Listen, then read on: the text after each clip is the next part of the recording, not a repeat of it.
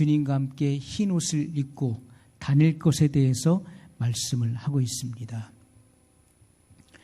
오늘 본문에 보면은 그러나 사대 그 옷을 더럽히지 아니한 자 몇 명이 내게 있어. 대다수의 사람들은 그 옷을 더럽혔다는 것이죠. 그런데 옷을 더럽히지 아니한 자 몇 명이 있다라고 말씀하고 있어요. 흰 옷을 입고 나와 함께 다니리니 그들은 합당한 자인 연고라. 흰 옷을 입는다는 말이 무슨 의미일까요? 흰 옷을 입는다. 우리가 흰 옷을 입는다는 것은 주님의 마음이 입혀지는 경험을 의미하는 것입니다. 빌립보서 2장 5절에 보면 너희 안에 이 마음을 품으라 곧 그리스도 예수의 마음이니 이렇게 말씀하고 있어요. 주님의 마음을 품는 것은 교회가 하나 되는 요소가 되는 것입니다. 물론 우리가 성경을 통해서 예수님께서 이 땅에 계실 때 본을 보이셨는데 주님은 사랑의 본을 보이셨죠. 예수님께서 어떠한 사랑으로 땅에 있는 자기 사람들을 사랑하셨는가를 우리는 성경을 통해서 보게 됩니다. 주님께서 아버지께로 돌아갈 때가 얼마 남지 않은 것을 아시고 세상에 있는 자기 사람들을 끝까지 사랑하시니라고 성경은 증거하고 있습니다. 끝까지 사랑하셨다.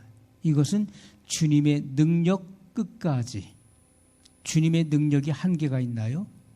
없습니다. 주님의 능력 끝까지. 이것은 끝없이 사랑하셨다는 거예요.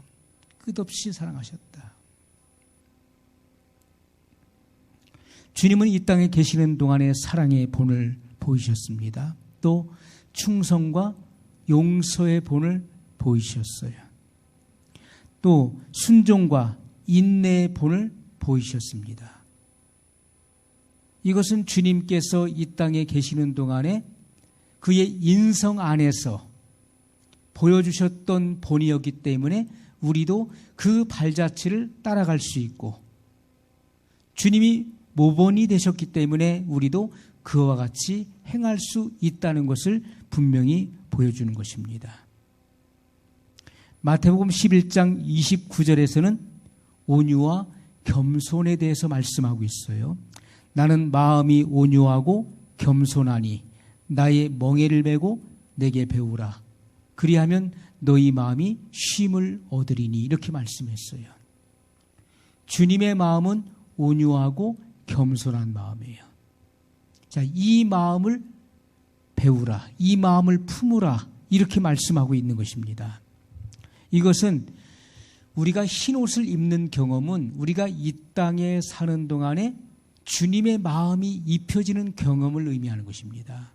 주님의 마음이 입혀진 자들이 후일에 주님과 함께 흰 옷을 입고 다니게 되는 그런 영예를 차지하게 될 것입니다.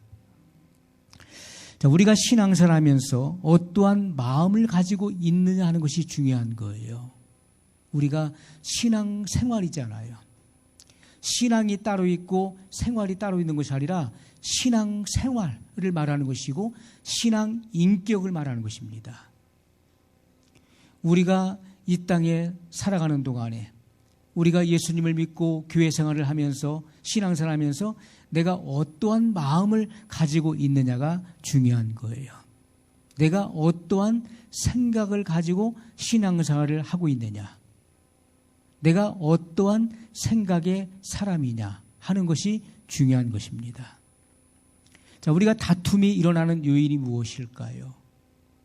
우리가 하나님의 일을 할 때 다툼이나 허용으로 하지 말라고 말씀하고 있죠. 우리가 이 다툼이라고 하는 그 다툼의 그 요인이 어디서 일어납니까? 우리가 사람을 흥분시키고 그리고 자극시키는 그리고 화나게 하는 그런 일들이 어디서부터 시작되는 것일까요? 그것은 잠언 6장 14절에 기록되어 있는 것처럼 사람의 마음이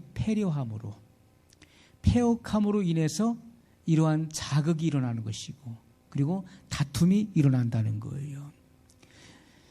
예수님께서는 이 패역한 세대라고 패역한 세대, 성경에는 이 패역이라는 말에 대해서 많이 말씀하고 있습니다. 도리에 어긋나고 순리를 벗어나는 것, 패역한 것이죠. 우리가 정로를 벗어난다, 그리고 삐뚤어졌다. 삐뚤어진 마음을 가지고 있는 것이 패역한 마음이에요. 마음이 패역함으로 다툼이 일어난다는 거예요. 그리고 분을 쉽게 내므로 다툼이 일어나요. 또 말이 많아서 다툼이 일어납니다. 또 미워함으로 다툼이 일어나요. 교만해서 다툼이 일어나고 입술이 밀어내서 다툼이 일어난다. 다 잠언서에 있는 말씀들입니다. 우리가 다툼이 그냥 일어나는 게 아니에요. 이러한 요인들로 인해서 다툼이 일어난다는 것을 말씀하고 있어요. 우리는 하나님의 말씀을 주의 깊게 그 말씀을 읽고 그 말씀을 깊이 묵상함으로써 이러한 다툼의 요인들을 방지할 수 있고, 그리고 우리가 승리를 거둘 수 있는 것입니다. 빈 수레가 요란한 소리를 내는 것입니다. 우리가 선한 것이 내 안에 담겨져 있지 않으므로 다툼이 일어나는 거예요. 내 안에 선한 것, 바로 하나님의 말씀이죠. 선을 행하는 것, 하나님의 말씀이에요. 하나님의 진리가 내 안에 충만하게, 풍성하게 담겨져 있으면 소리가 나지 않는 것입니다. 그 입술을 제어할 수 있게 되는 것이죠. 빌립보서 2장 6절로 8절에 보면 예수님의 7가지 비하가 나오고 있습니다. 예수님께서는 자기 자신을 철저하게 낮추셨어요. 자기 비하. 그렇기 때문에 예수님께서는 하늘의 영광 보호자를 버리시고 낮고 천한 이 땅에 내려오실 수 있었던 것입니다. 그리고 십자가에 죽을 수 있었던 거예요. 자, 예수님의 7가지 그 자기 비하를 보게 되면은 하나님과 동등됨을 취하지 아니하셨다, 이렇게 말씀하고 있어요. 예수님은 하나님과 동등한 분이시죠. 나를 본 자는 아버지를 보았느니라, 이렇게 말씀하셨어요. 아버지와 나는 하나이다. 왜 그렇습니까? 우리가 성경에 보게 되면은 예수님을 누구시라고 소개하고 있죠? 예수님은 창조의 근본이시라고 말씀하고 있어요. 그는 창조의 근본이시다. 빌립보서 2장에서는요, 예수님을 하나님의 본체, 그는 근본, 하나님의 본체시나, 이렇게 말씀하고 있어요. 본체라고 하는 말의 의미는 아버지를 말하는 거예요. 아버지. 그러나 인류를 대속하기 위해서 아버지로부터 나왔기 때문에 아들이 되는 것이라는 것을 말씀드렸어요. 이사야 9장 6절에 보면 그의 이름은 기묘자라, 모사라, 전능하신 하나님이라, 영존하시는 아버지라, 평강의 왕이라 할 것이며. 자, 예수님의 이름이 무엇입니까? 영존하시는 아버지라는 거예요. 전능하신 하나님이에요. 평강의 왕이십니다. 바로 예수님이 영존하시는 아버지라는 거예요. 그의 근본이 그렇다는 것입니다. 그러나 인류를 대속하기 위해 아버지로부터 나오셨어요. 말씀이 육신이 되셨어요. 하나님의 언어, 워드가 사람의 형상을 입고 이 땅에 오셨어요. 그분이 바로 성육신하신 성자 하나님, 예수 그리스도를 말씀하고 있는 것입니다. 이것이 놀라운 신비예요. 요한 1서에서 사도 요한은 뭐라고 소개합니까?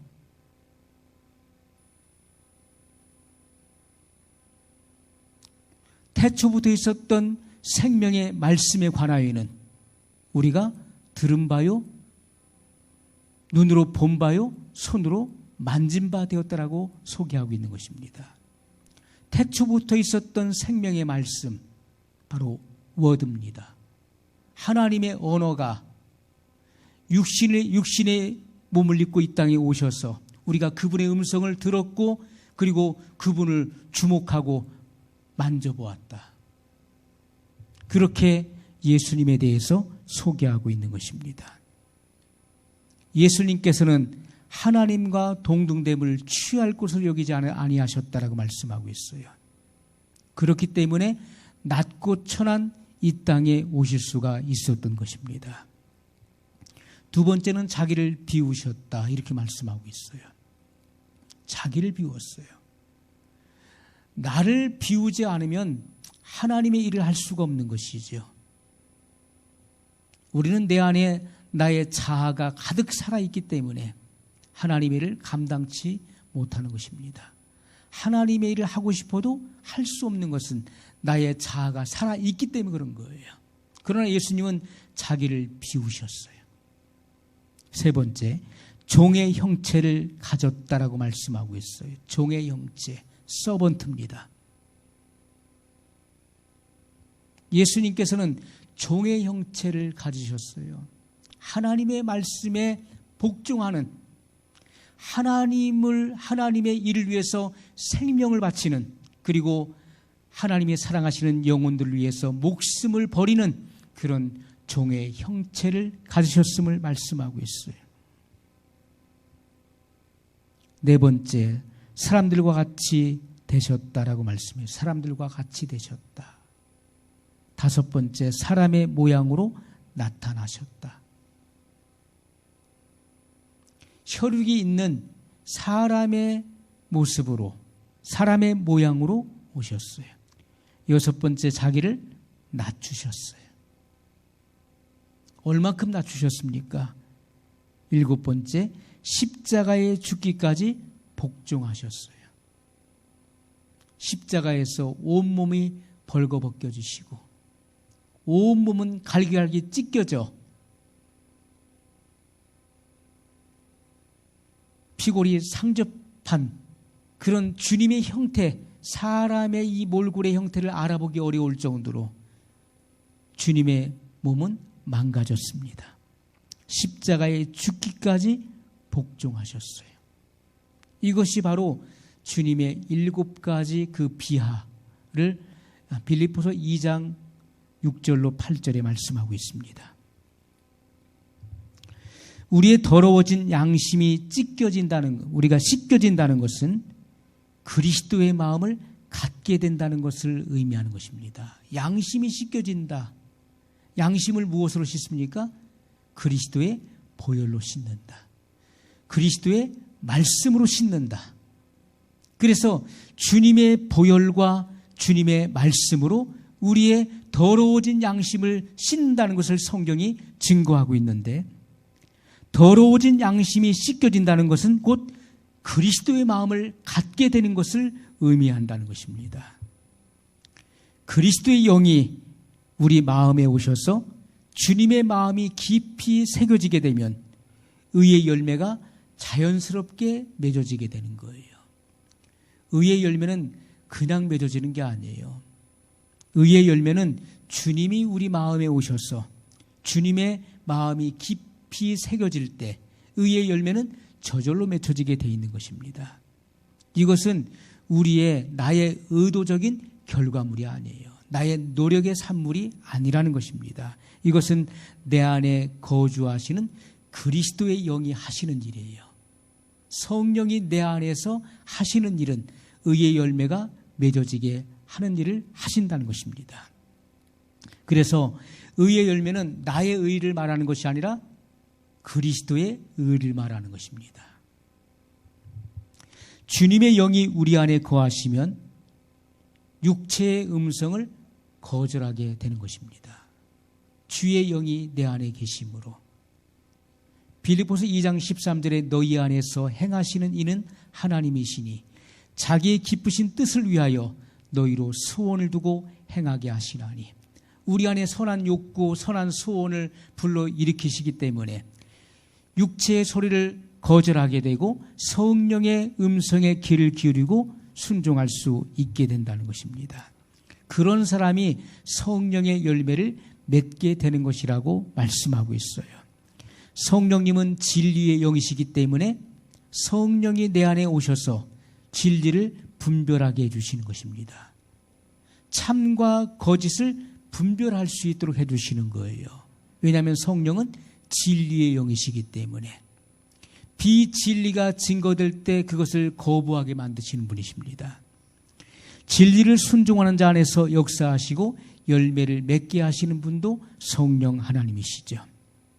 자, 이러한 경험이 흰 옷을 입는 경험이라는 것입니다.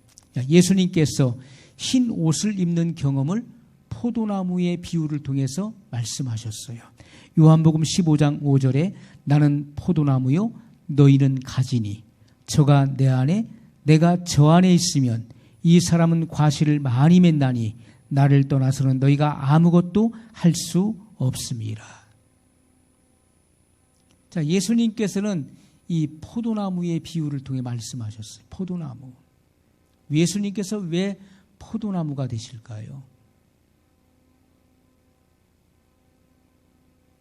우리가 포도나무 하면 포도나무가 어디에 쓸모가 있을까요? 포도나무를 가지고 집을 지을 수 있는 그런 기둥을 거기서 우리가 뽑아낼 수 있나요? 포도나무는 집을 짓는데도 소용이 없는 나무이고요. 뭔가 우리가 봤을 때 어떤 그 특별한 용도로 쓰임새가 없는 나무예요. 근데 포도나무 하면 뭐가 생각납니까? 열매를 생각할 수 있는 것이죠. 포도나무는 열매를 맺는 것에 합당한 그런 나무인 것입니다. 그 연약한 그런 그 줄기 그 사이에서 아주 그 풍성한 그런 소출을 내게 되는 나무죠. 예수님께서는 이 열매를 강조하시는 것입니다. 열매. 포도나무 하면은 이 열매를 우리가 생각할 수 있는 거예요. 나는 포도나무요. 너희는 가지니. 저가 내 안에 내가 저 안에 있으면 이 사람은 과실을 많이 맺나니. 이것은 서로 내재하는 것을 의미하는 것입니다. 저가 내 안에 내가 저 안에 있으면 이 사람은 과실을 많이 맺게 된다는 거예요. 나를 떠나서는 너희가 아무것도 할 수 없음이라. 주님을 떠나서는 그 어떤 열매도 기대할 수 없는 거예요. 주님을 떠나 있으면은 아무 열매도 맺을 수 없다는 것입니다. 그렇다면은 열매가 없다는 것은 내가 주님을 떠나 있다는 것이죠. 하나님 말씀 밖에 나가 있다는 것이죠. 내가 말씀 밖에 있기 때문에, 내가 말씀 밖에서 신앙생활을 하고 있기 때문에, 내가 하나님 말씀과 전혀 상반된, 하나님 말씀과 관계없는 그런 삶을 살고 있기 때문에 열매가 없는 거예요. 성령의 열매가 없는 것이고 의의 열매가 맺혀지지 않는다는 것입니다. 주님은 너무나 단순하면서도 명쾌하게 말씀하고 있는 거예요. 열매를 맺을 수 있는 방법은 저가 내 안에 내가 저 안에 있으면 이 사람은 과실을 많이 맺나니 나를 떠나서는 너희가 아무 열매도 맺을 수 없다. 얼마나 단순하고도 명쾌한 말씀입니까? 너무나 명확한 말씀이죠. 수많은 사람들이 신앙생활을 합니다. 그런데 열매가 보이지 않는 거예요. 예수님께서 열매가 없는 잎만 무성한 무화과 나무를 저주하셨어요. 내가 다시는 영원히 열매를 맺지 못하리라. 주님의 그 말씀과 더불어서 그 무화과 나무는 뿌리부터 말라서 죽었어요. 뿌리가 마르면은 그 나무는 살 수가 없는 것입니다. 죽을 수밖에 없는 거예요. 우리가 잎은 무성한데 열매가 없어요. 우리가 수없이 많은 말들을 하지만은, 수없이 많은 고백, 그리고 수없이 많은 그런 서원, 수없이 많은 약속들 주님 앞에 하지만은 거기에 합당한 열매가 맺어지지 않는 것은 하나님 말씀을 내가 떠나 있다는 거예요. 말씀은 말씀대로, 나는 나대로 생활을 하고 있다는 것이죠. 그렇기 때문에 열매가 맺어지지 않는다는 거예요.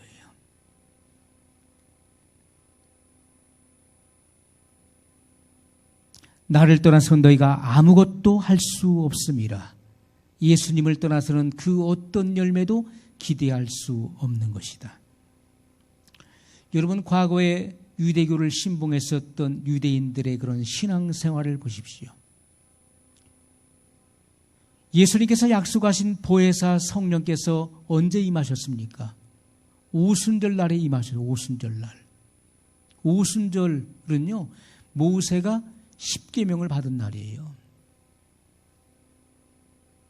그래서 유대의 종교가 탄생된 날인 것입니다. 유대교가 탄생된 날이에요. 그런데 그날에 성령이 임하셨어요. 성령이. 예수님께서 부활한 날로부터 50일째 되던 날이에요.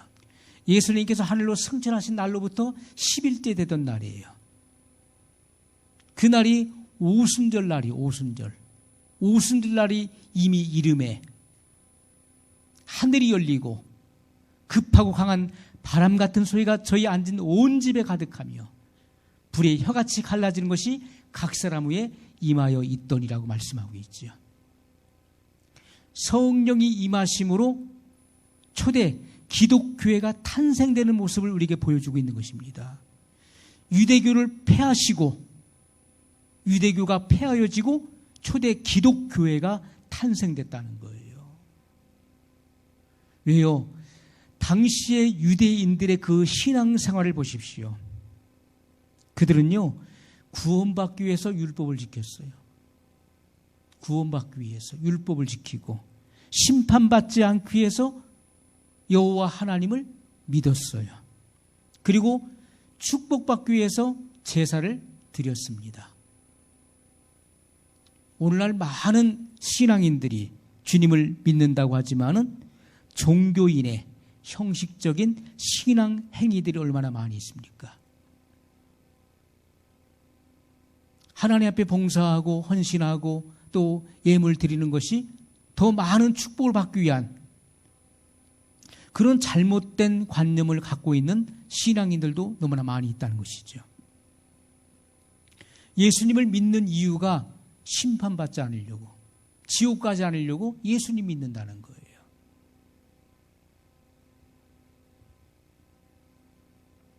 그것은요, 과거 유대인들의 그런 유대주의 그리고 그런 율법주의자와 전혀 다를 바가 없는 것입니다. 예수님을 왜 믿습니까? 지옥 가지 않으려고요. 예수님을 안 믿으면 지옥 가니까요. 하나님 앞에 왜 봉사합니까? 왜 헌신합니까? 왜 예물 드립니까? 축복받으려고요. 우리가 이러한 동기와 이러한 의도에서 우리가 말씀을 지키고 계명을 지킨다면은 율법주의자가 되는 것입니다.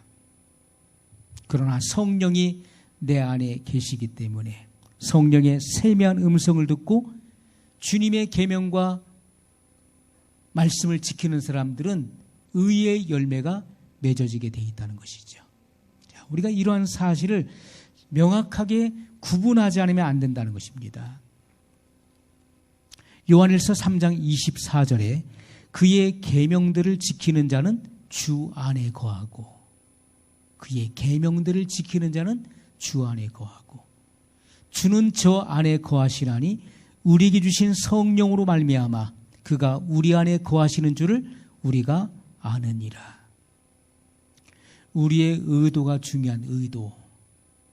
내가 무슨 말을 할 때 내 말하는 의도가 무엇이냐, 내가 어떤 행위를 할 때 나의 의도가 무엇이냐가 중요한 거예요. 하나님은 우리의 의도를 아십니다. 우리의 그 마음의 시작점, 출발점을 알고 계시는 거예요. 사도 요한은 그리스도를 믿는 것이 어떤 것인지에 대해서 분명하게 기록을 하고 있습니다. 요한일서 5장 1절로 5절에 예수께서 그리스도이심을 믿는 자마다 하나님께로서 난 자니. 여러분, 하나님께로부터 났다는 것은 거듭난 자를 말하는 것이죠. 예수께서 그리스도이심을 믿는 자마다 하나님께로서 난 자라고 말씀하고 있어요. 또한 내신 이를 사랑하는 자마다 그에게서 난 자를 사랑하느니라. 우리가 하나님을 사랑하고 그의 계명들을 지킬 때에 이로써 우리가 하나님의 자녀 사랑하는 줄을 아느니라. 하나님을 사랑하는 것은 이것이니 우리가 그의 계명들을 지키는 것이라. 자, 하나님 사랑의 증거가 무엇이죠? 그것은 그의 계명들을 지키는 것이라 말씀했어요. 예수님께서도 나의 계명을 가지고 지키는 자라야 나를 사랑하는 자니 저는 내 아버지께 사랑을 받을 것이요 나도 그를 사랑하여 그에게 나를 나타내리라고 말씀하셨어요. 예수님을 사랑한다는 그 증거는 무엇입니까? 주님의 계명을 지키는 거예요. 나의 계명을 가지고 지키는 자라야 나를 사랑하는 자니 이렇게 말씀하셨잖아요. 우리가 하나님을 사랑하는 그 확실한 증거는 하나님의 계명을 지키는 것이라 이렇게 말씀하고 있어요. 그의 계명들은 무거운 것이 아니로다. 사람들은 그 많은 계명들 다 어떻게 지켜요? 나도 연약한 사람인데 사람이 어떻게 하나님의 그 무거운 그 계명들을 다 지킬 수 있습니까? 라고 말합니다. 그러나 사도 요한을 통해서 주님께서 말씀하시기를 그의 계명들은 무거운 것이 아니로다. 주님이 우리에게 주신 그 계명은요 결코 무거운 것이 아니라는 거예요. 하나님께서 모세 오경을 주셨습니다. 그 모세 오경 속에는 무려 613가지의 계명이 들어있어요. 계명은 하라 또는 하지 말라고 명령되어진 조항들을 의미하는 것입니다. 그 613가지 많은 계명이 있을지라도 그 계명의 핵심은 10계명이에요. 예수님은 그 10계명을 둘로 나누셨고 하나님 사랑과 이웃 사랑으로 나누셨던 것입니다.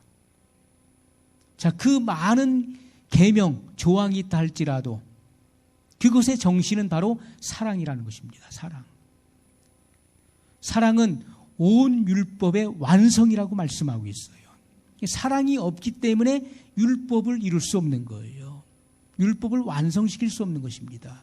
그렇기 때문에 성령님께서 우리 마음에 오셔서 이 율법의 요구가 이루어지게 하는 것이 바로 생명의 성령의 법인 것을 말씀을 드렸어요. 여러분, 성령님께서 우리 안에 믿는 자 안에 오셔서 이 율법의 요구가 다 이루어지게 하는 것입니다. 그러므로 그의 계명들은 무거운 것이 아니로다. 이렇게 말씀하고 있어요. 여러분, 개미에게 쌀 한 가마디를 올려주면 어떻게 될까요? 아마 그 쌀가마에 눌려 죽을 겁니다. 많은 사람들이 모세 오경 속에서 613가지의 그런 계명을 찾아냈는데 거기에 놀려버리는 거예요. 하라는 말씀이 이렇게 많고 하라는 것이 무려 635가지. 나머지는 다 하지 말라는 거예요. 이걸 다 어떻게 할 수 있냐.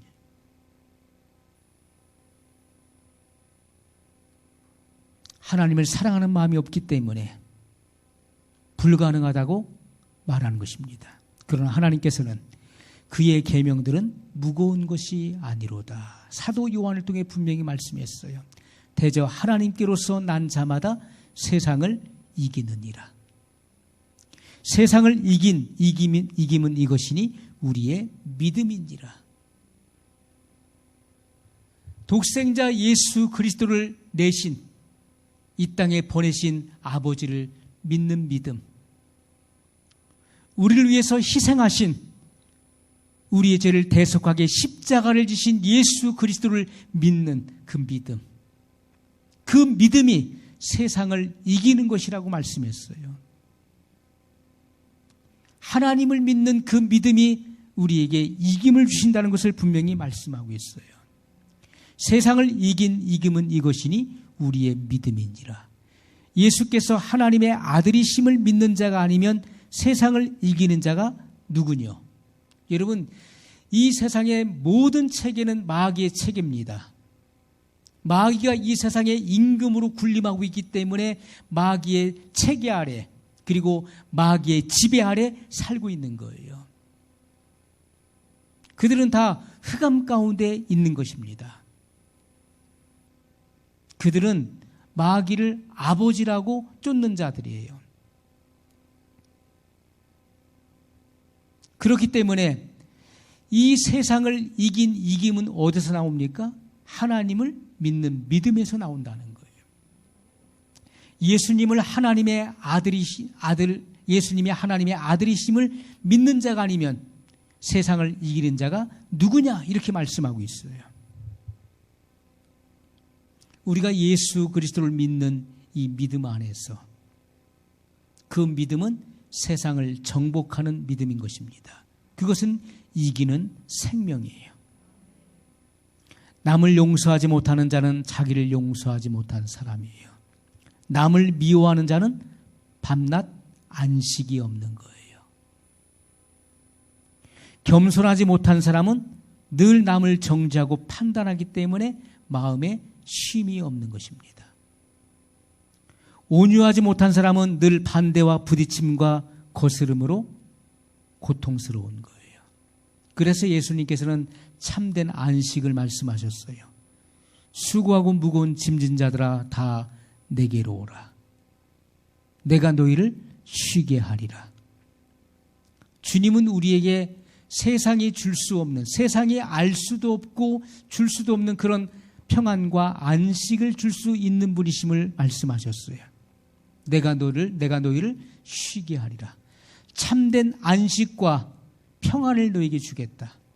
나는 마음이 온유하고 겸손하니 나의 멍에를 메고 내게 배우라. 그리하면 너희 마음이 쉼을 얻으리니. 이렇게 말씀하셨어요. 그것이 바로 주님의 마음, 온유함과 겸손한 마음이 입혀지는 경험입니다. 그러한 사람은 진정한 안식을 얻을 수가 있는 거예요. 우리가 온유하다라고 하는 그 말은요, 하나님의 뜻에 말없이 복종되어진다는 의미예요. 자, 우리가 출애굽기 33장 11절에 보면 사람이 그 친구와 이야기함 같이 여호와께서는 모세와 대면하여 말씀하시며, 이렇게 말씀하고 있어요. 하나님께서 모세와 어떤 관계를 형성하셨습니까? 사람이 그 친구와 이야기함 같이 여호와께서는 모세와 대면하여 말씀하시며. 온유한 사람은 하나님과 친밀함을 이룰 수 있는 거예요. 하나님께서 모세에 대해서 말씀하시기를 내 종 모세는 그 온유함이 지면의 모든 사람보다 승하더라. 이렇게 말씀하셨어요. 이 지구상에 거하는 모든 사람보다도 모세는 가장 온유한 마음을 가졌다는 거예요. 그 온유함이 험불이지요. 이것은 겸손과도 유사한 그런 의미로 쓰여지고 있습니다. 이것의 더 깊은 의미는요, 하나님의 말씀, 하나님의 뜻에 말없이 복종되어진다는 거예요. 자, 이 말씀이 나오기 전에 어떤 사건이 있었습니까? 모세가 이방 여인을 아내로 들이죠. 이방 여인과 결혼한, 모세는 이미 결혼한 사람이잖아요. 그의 장인 이드로가 나옵니다. 그리고 십보라가 나오죠. 자, 이미 결혼한 사람이에요. 그런데 이방 여인과 결혼을 해요, 또. 그리고 그게 장막에 들어갑니다. 그것을 보았던 아론과 미리암이 비방을 하죠. 비난합니다. 네가 이스라엘의 이런 지도자, 이스라엘 백성들을 인도하는 지도자로서 네가 어찌 이런 일을 할 수 있느냐, 어찌 이방 여인과 네가 결혼할 수 있느냐 하면서 그를 비난할 때 그 사람들을 선동했죠. 그때 하나님께서 세 사람을 장막 앞으로 부르십니다. 그리고 하나님께서 거기서 판결을 내리시는 거예요. 아론은 크게 책망을 당하고 미리암은 문둥병이 발해서 그래서 진 밖으로 쫓겨나가게 됩니다. 아론은 책망을 받고 미리암은 온몸에 문둥병이 걸려서 진 밖으로 쫓겨나게 된 것은 바로 그 비난의 주동자가 미리암이었다는 것이죠. 그래서 진 밖으로 쫓겨나가게 되고 결국은 모세의 중보를 통해서 그가 다시 회복되어지고 들어오게 됩니다. 하나님께서 모세에 대해서 말씀하셨어요. 그들이 보는 앞에서 모세에 대해서 말씀하시기를 내 종 모세는 그 온유함이 지면의 모든 사람보다 승하더라. 하나님께서는 이방인의 구원을 계시하시기 위해서 그 이방 여인을 취하도록 하셨던 것입니다. 모세는 그 하나님의 명령에 말없이 아멘하고 복종했다는 거예요. 거기에 이유를 붙이지 않았다는 거예요. 하나님, 왜 이방 여인과 결혼해야 됩니까? 나는 이미 결혼했습니다. 이방 여인을 왜 취해야 됩니까? 이건 잘못된 거 아닙니까? 이유를 붙이지 않았다는 거예요. 하나님의 명령에 말없이 복종되어지는 것, 그것이 바로 온유함이라는 것입니다. 온유한 사람은 하나님과의 친밀함을 이룰 수 있는 거예요. 우리가 인간의 눈으로 봤을 때는 이해가 잘 안 되는 부분이에요. 저런 사람이 어떻게 그럴 수 있을까? 하지만 하나님의 눈에는 그렇지 않은 것입니다. 그는 남이 알지 못하는 그런 온유함을 갖춘 사람이에요. 그것은 광야 40년의 기간을 통해서 그의 장인 이드로의 양을 치면서 그의 모든 그 혈기와 교만과 이런 잔전물들이 다 씻겨진 것입니다. 그 외롭고 고독한 그 광야 40년의 그런 양무리를 치는 그 과정을 통해서 그는 다루어졌어요. 연단되어졌습니다. 그런 온유한 사람은 하나님과 친밀함을 이룰 수 있는 거예요. 종교개혁자였던 마틴 루터는 말씀에 의하여 믿음을 강조했습니다. 로마서 1장 17절에 로마서는 교리 서신이죠.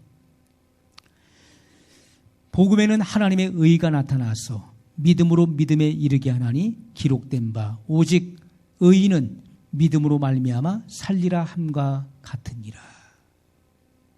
아주 중요한 발견을 한 것입니다. 빛을 본 거예요. 우리가 성경 말씀을 통해서 빛을 봐야 되는 거예요. 유대인들은 성경을 들여다봤지만은 그 속에서 예수님을 발견하지 못했어요. 예수님께서 유대인들에게 너희가 성경에서 영생을 얻는 줄 알고 성경을 상고하거니와 이 성경이 곧 나에 대하여 증거함이라 이렇게 말씀하셨어요. 성경에서 영생을 얻는 줄을 알았지만은 그 영생을 주시는 예수 그리스도를 몰라봤다는 거예요. 이 성경이 곧 나에 대하여 영생을 너에게 주는 생명의 떡이 되는 나를 증거하고 있는 것을 너희가 모르느냐. 너희 눈이 어둡다. 이렇게 말씀하고 있는 거예요. 말씀을 보면서 그 속에서 참된 진리를 발견한다는 것은 빛을 본다는 것입니다. 많은 사람들이 말씀을 읽지만은, 말씀을 보지만은 이 속에서 빛을 발견하지 못하는 거예요. 그렇기 때문에 두아디라 시대에 1000년 이상 지속되는 종교 암흑 시대 속에 살았다는 것입니다. 하나님의 말씀이 희귀한 시대를 살았어요. 진리가 선포되지 않기 때문에 빛을 볼 수가 없었던 것이고, 이교도의 그런 잘못된 신앙 사상과 그들의 그 행습과 그리고 그들의 교리와 혼합됐기 때문에 더 이상 진리는 증거될 수 없었던 것이죠. 그러나 종교 개혁 운동이 일어나기 위해서 하나님께서는 마틴 루터를, 그의 눈을 열어서 로마서의 이 진리를, 이 빛을 보게 하신 것입니다. 복음에는 하나님의 의가 나타나서, 나의 의가 아닙니다. 우리는 이 복음 속에서 하나님의 의를 발견해야 돼요. 하나님의 의. 나의 의는 아무런 의미가 없는 것입니다. 그래서 예수님께서 사도 베드로에게 뭐라 했습니까?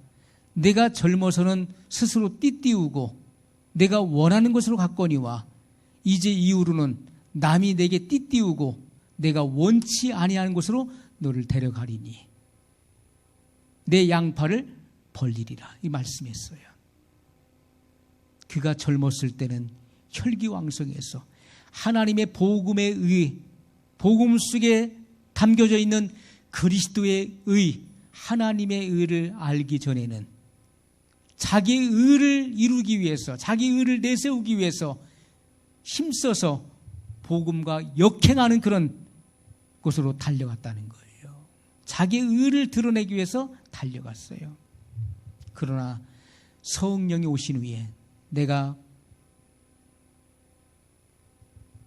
하늘로 승천한 위에 너희에게 약속한 성령을 보내줄 것인데, 그때 너희의 눈이 열려 이 복음 속에 담겨진 하나님의 의를 발견하게 될 것이다. 그때는 남이 너를 원치 않은 곳으로 데려갈 것이고 결국에는 내 양팔을 벌리게 될 것이다. 이것은 사도 베드로가 장차 어떠한 순교, 희생을 통해 하나님께 영광 돌릴 것을 예언하셨던 말씀이죠.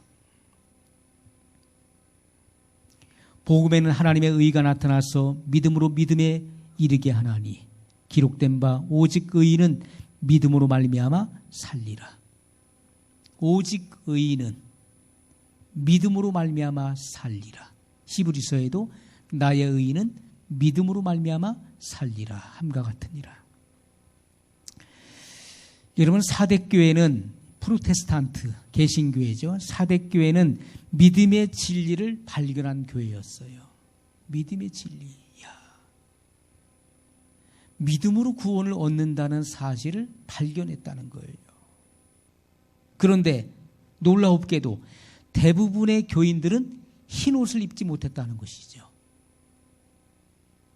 믿음은 강조됐지만 믿음의 열매인 순종에 대한 가르침이 등한시됐었던 것이죠.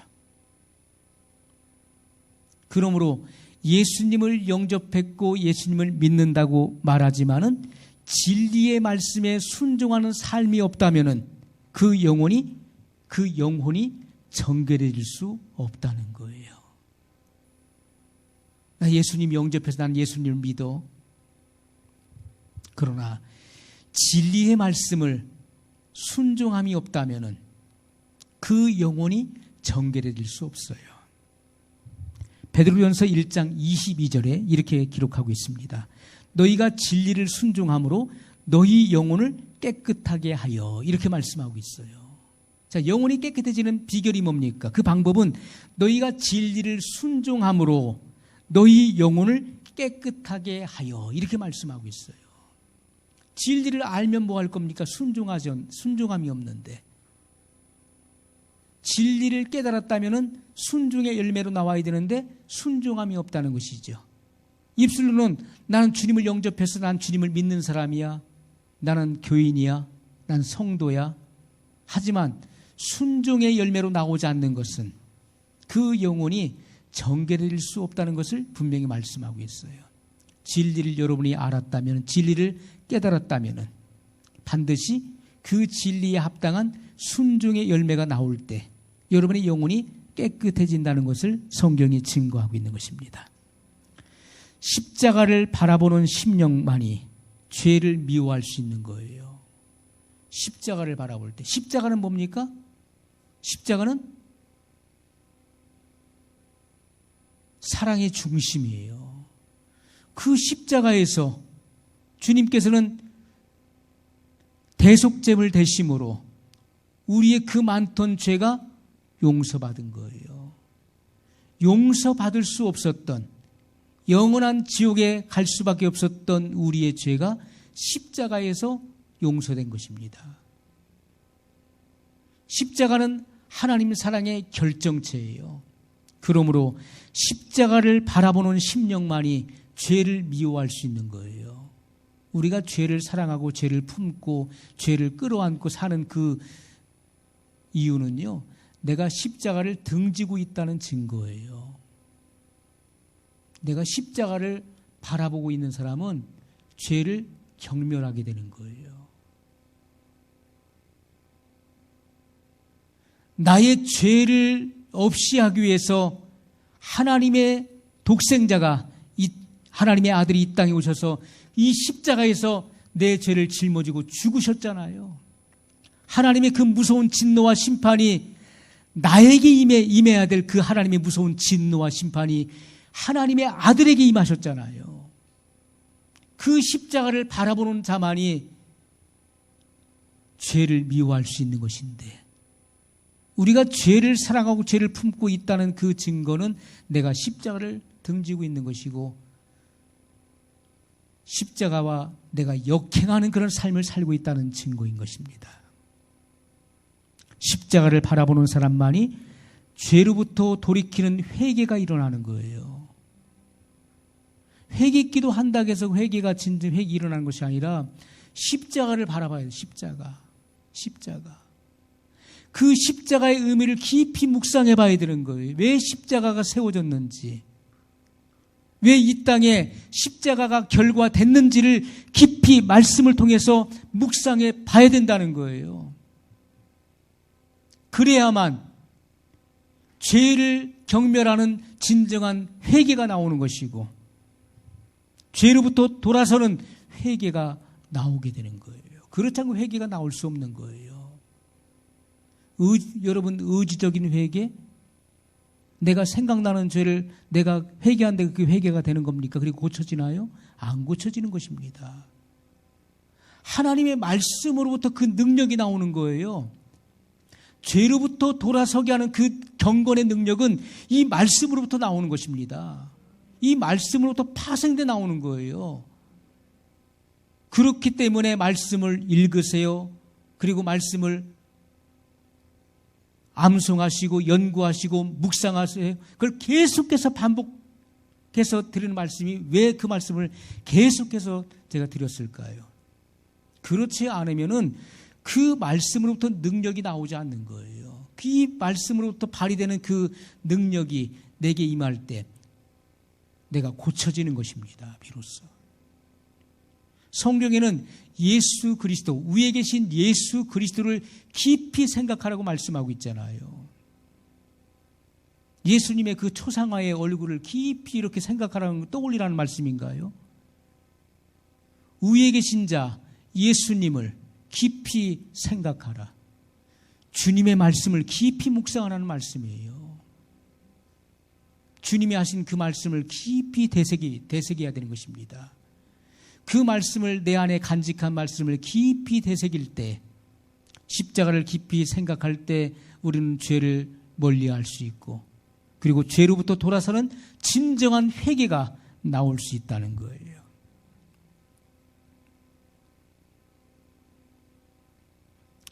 그런 회개를 하는 사람의 심령 속에 성령이 거주하시는 것입니다. 고린도전서 1장 18절에 십자가의 도가 멸망하는 자들에게는 미련한 것이요 구원을 얻는 우리에게는 하나님의 능력이라. 아멘. 십자가의 도, 여러분 돌을 닦으셨잖아요. 저도 돌을 닦았습니다. 무슨 돌을 닦았죠? 십자가의 도를 닦은 거예요. 십자가의 도. 자, 우리가 십자가의 도가 멸망하는 자들에게는 미련한 것이요. 예수님의 십자가를 멀리하는 자, 배척하는 자, 모욕하는 자, 그들은 멸망하는 자들, 멸망의 자식들입니다. 오늘날 여러분 이렇게 집합 금지 명령을 내리고 의도적으로 개신교회를 탄압하고 예배를 못 드리게 하고 하는 그 일들이 여러분 지금 우리 현실이 됐어요.